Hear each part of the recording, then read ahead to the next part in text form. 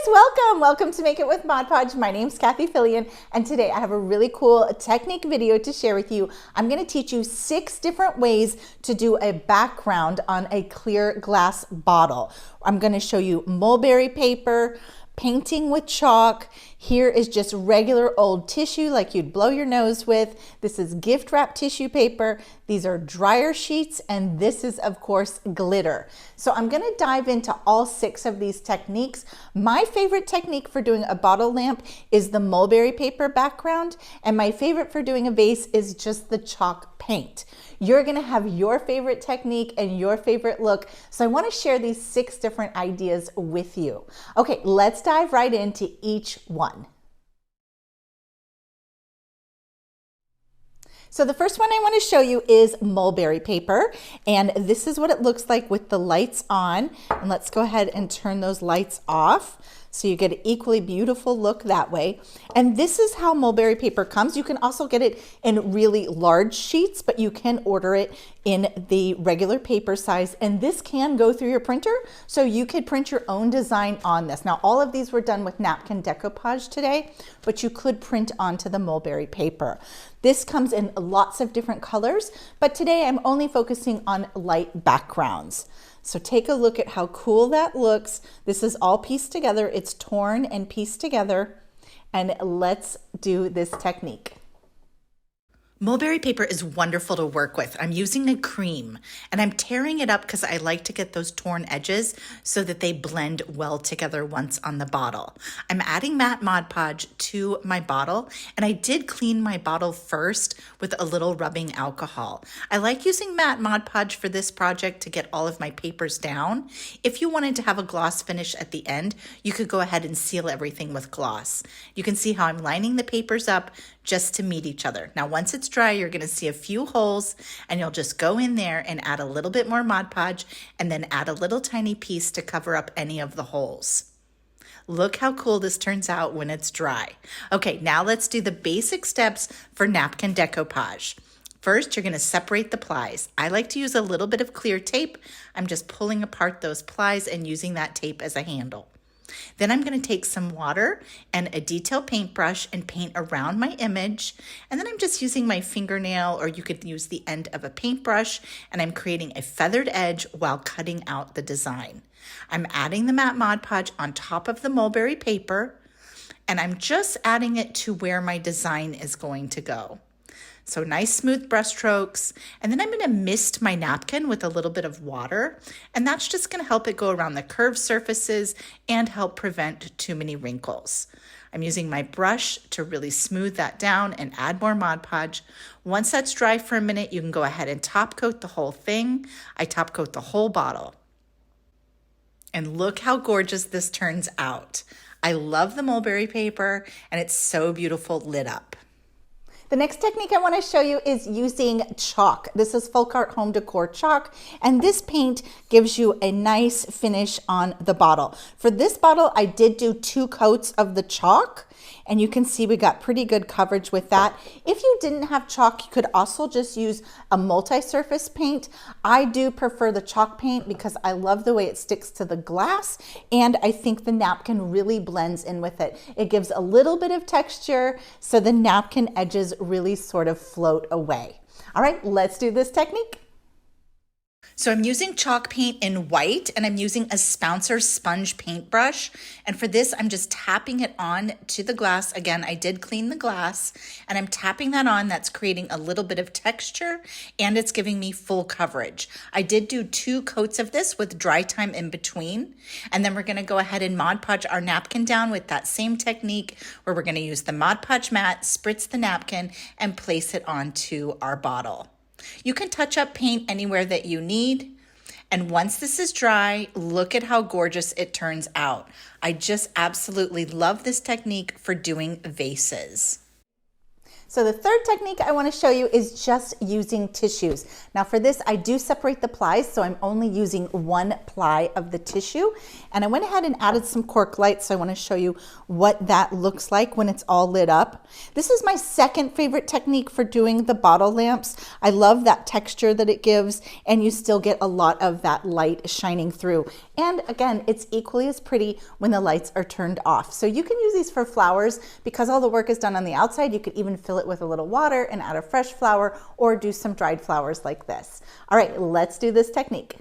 For the tissues, I like to use ones that don't have added lotion, and I'm separating those plies just like I do on the napkins. I crinkled it up and then I tore it into some small pieces, kind of like how we do the mulberry paper. Then I'm adding the Mod Podge to my bottle, and then I'm adding the pieces layered up, just matching edge to edge. Don't worry if you go over, or don't worry if you miss a few spots, because you can go in and fill in with a second layer. If you want the light to shine through, do one layer of the napkins. If you want a solid look, do 2 layers. And I'm adding my napkin the same way I did on the other ones, just using that matte Mod Podge, and you can really see how beautiful it looks with the tissues. I love this technique for vases or for lamps. All right, next up, we're gonna do some tissue paper. This is just gift wrap tissue paper. It's so inexpensive. Now, my technique for this is just doing that all over background with that light color. Let's go ahead and take a look at what this looks like lit up. Go ahead and turn on my cork lights, and that is beautiful. You've got a lot of the light coming through, and when we turn it off, we still have a really pretty look. Now this is so inexpensive because you can get a lot of bottles out of one piece of tissue paper. My favorite technique, and I'm gonna show a picture here, is doing an ombre. So I'm doing the white here, but you could do it in so many different colors. So you can see you can go from light blue to dark blue just to create a really cool look. So for this background, I do love the white tissue paper, but my favorite thing with tissue paper and bottles is really layering up the colored looks. All right, let's do this technique. Tissue paper is a very budget-friendly background. You can see that I went ahead and crinkled it up, and then I tore it into some larger size pieces. You could do the small piece technique like I did with the mulberry paper or the tissue, or you could do some large oversized pieces here. And don't forget, I'm doing the white here, but if you remember that gorgeous ombre bottle, that was just different shades of blue tissue paper. So have fun experimenting with tissue paper. Once it's completely done and dried, you're ready to add your napkin on top of the tissue paper, and look how gorgeous this turns out. All right, next up is dryer sheets. Now this is a really cool technique. For this one, I didn't use used dryer sheets, but you can use used dryer sheets or new ones. If you're doing new ones, look for ones that are dye-free. And let's take a look. This is gonna give you, before we take a look at the light, you can see this is gonna give you the most texture. So if you're doing something that's kind of steampunky, or you wanna add gold paint over it, or make something that's really distressed and aged, I think you are gonna love doing the dryer sheets. You can see all those different textures and veining that you get there. Now let's take a look at how that looks like with the white color and the light.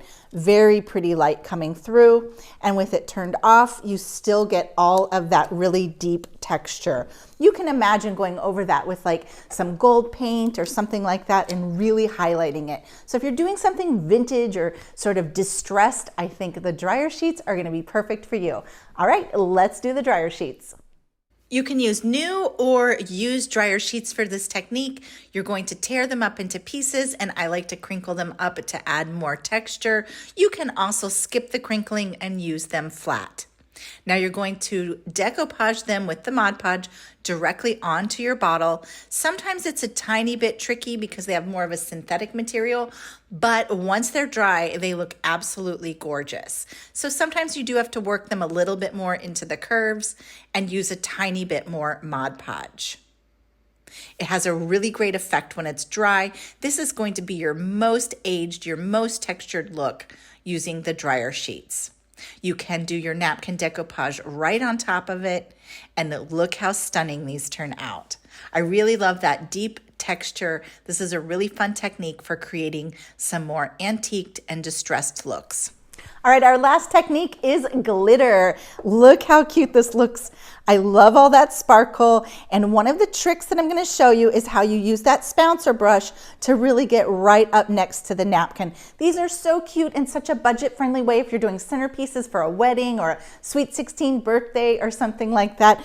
And again, like the paint, you could do this in any color that you want. I chose to do all whites and kind of a creamy mulberry here because I wanted to have consistency so you could really see what the different looks looked like compared to each other. But you can imagine you could do this turquoise glitter or whatever glitter you want. Now, my favorite glitter for doing this is ultrafine glitter, but you certainly can use chunky glitter or any kind of glitter that you wish. Now, I'm not going to test our cork lights in it because you will see that this is pre-painted first. And so we're not going to get a lot of light going through.